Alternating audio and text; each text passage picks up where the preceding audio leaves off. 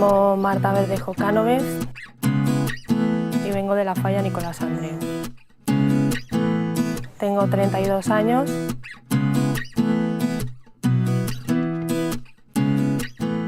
Pues soy cocinera y camarera.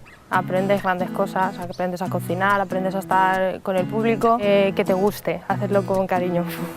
Un postre, la tarta de frambuesa o de mora. Sí, tengo muchísima paciencia. Cuando hay algo que no te gusta, evidentemente uno se enfada, ¿no?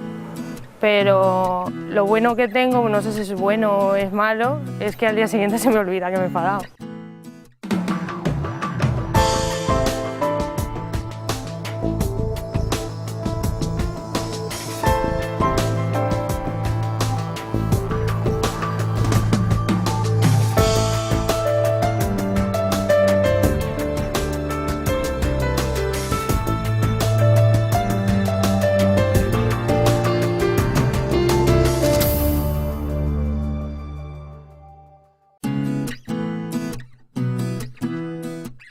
Como estoy casada y tengo un niño, me dedico más a los parques de atracciones.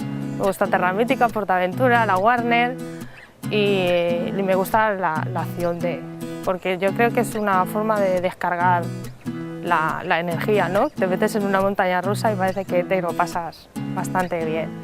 Y luego, pues aficiones, las fallas, todo lo que requiere las fallas, teatros, playbacks, lo que más los playbacks.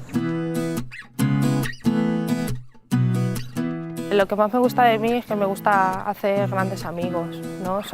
Me considero gran amiga, no me gusta hacer daño a los amigos. A veces soy muy hecha para adelante, pero luego hay ciertas cosas que me dan mucha vergüenza. Yo me gustaría perderla un poquito porque parece que te pierdes, no sacas esa gran personalidad y mucha gente me lo dice.